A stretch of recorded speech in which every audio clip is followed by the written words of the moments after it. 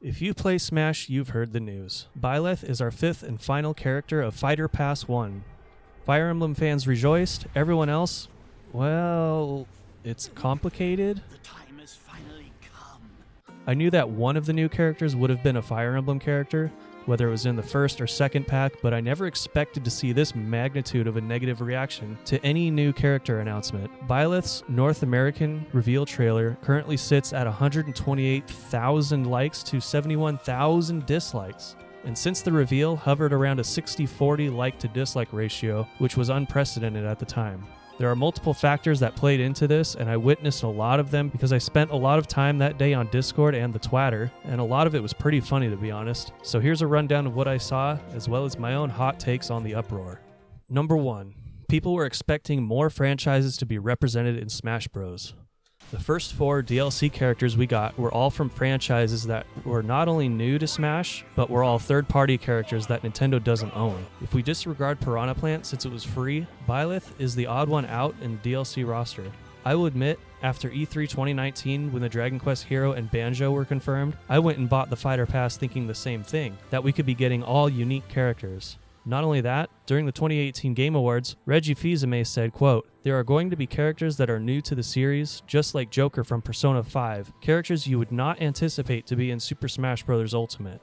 Words that the majority of the Smash community probably really wanted to believe, and Byleth is literally the opposite of that, being from a franchise that has the second highest amount in the game, only being beat by Nintendo's main mascot series, Mario.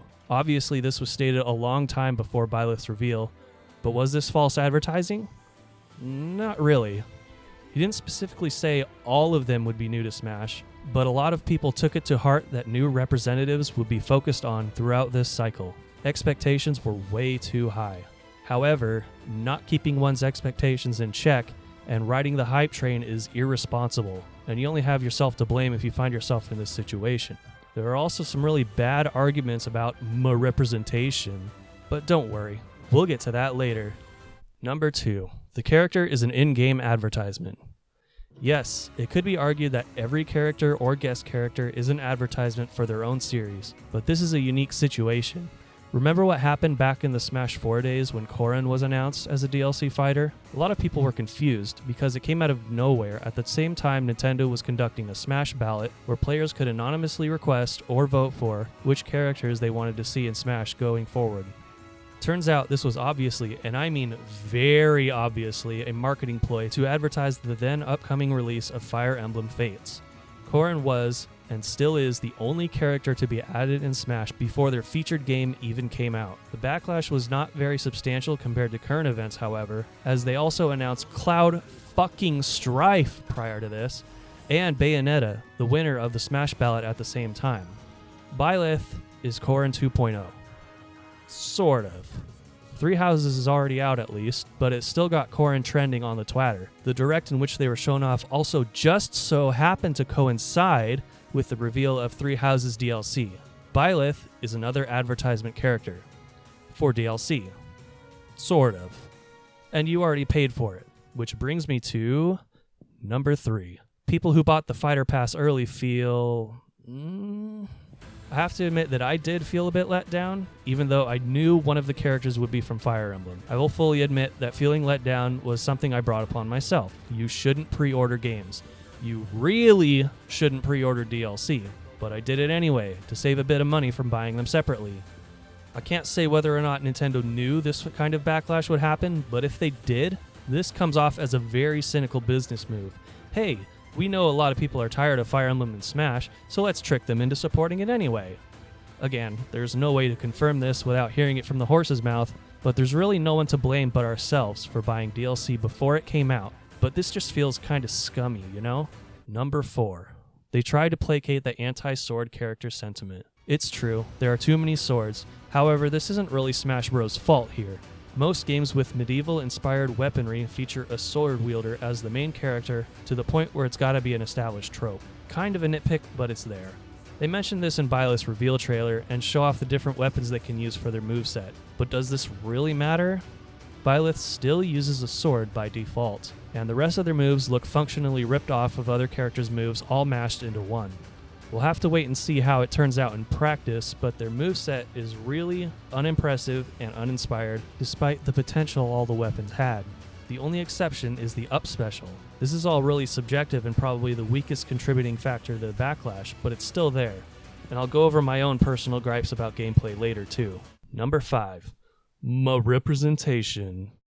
Here's where we get into the ridiculous side of the backlash. People are complaining about X franchise not being represented enough compared to Fire Emblem, or Y franchise not being represented at all, having their spot stolen by another copy-paste Fire Emblem character. Y'all acting surprised this happened? I mean, come on. You should have seen it coming. And a lot of people whining about a franchise not being represented enough or at all are just saying that because it's their beloved franchise that they think deserves more characters than Fire Emblem because of X arbitrary reasons. I mean, it was bizarre seeing Sora trending with over 120,000 hits, but come on, Kingdom Hearts fans, you sound entitled. And to everyone in general, there's no need to send the developers threats or anything over not getting your character or getting one you don't want. I shouldn't have to fucking say this. Why the fuck do I have to fucking say this? Fuck! Fire Emblem is a staple at this point, and honestly, the series owes its success to Smash Bros. If you ask me. So when the next game comes out and you get another Fire Emblem character, there's no need to get butthurt over it because you think they are a wasted character slot or something. Expect it to happen even if you want anything but that, like me. It'll save you a headache. Now excuse me while I go cry myself to sleep and wish for the apocalypse again. Number 6. Gameplay-specific issues with this character and Fire Emblem characters in general. This one is just my own personal opinion, though I'm sure there are other people that agree with me on this one. In terms of who I like to play as, most of the Fire Emblem cast are at or near the bottom of my list. Let's take the epitome of boring herself, Lucina, a carbon copy of Marth, who isn't a very interesting character to begin with, except with no special characteristics, and every single move of hers that isn't a throw is some sort of generic sword attack. I don't really like using sword characters in general, unless they do something unique or bizarre like Shulk, but the Smash team seems to be averse to making interesting movesets for these characters, instead opting to just make them clones of each other. Like, why can't you just change some of Lucina's moves to separate her from Marth a bit more? Chrom too? But now we have a new one with a moveset that resembles a mashup of various other characters' moves? Why would you do this? And for people who haven't played the games for context like me, every Fire Emblem character appears to have a very dry, emotionless, and uninteresting personality, and they are all portrayed this way in Smash Bros. With extremely serious and/or corny one-liner victory poses, quotes, and taunts. And now we have one based on a silent protagonist with an associated meme of them having no emotions and never smiling in the game? Why would you do this? Also, that stage. I mean, it looks pretty and has your lame waifus and husbandos in the background, but it's really just another boring, ledgeless flat stage most of the time. Again, why would you do this? Real smashers fight off the ledge. Number 7. Hose Mad. Hose mad, hose mad, hose mad, hose mad, hose mad, hose mad, hose mad. Lastly, the backlash was bad enough, but the Fire Emblem stan Hose Mad Brigade probably antagonized more frustration out of people. Just a guess. I found it kind of funny to see Hose Mad trending on Twitter over the daily political melodramatic non-issue, but if you get mad over smug people spamming stale memes, well, better just quit the internet sooner than later, just saying. And that about wraps up my summary of the controversy of Byleth and Smash based on what I've seen on the internet. If I got anything wrong or missed anything, feel free to let me know in the comments. This is my first gaming opinion video and I'm planning on making more in the future. So if you do want to see more, let me know. You know what to do. Hose mad.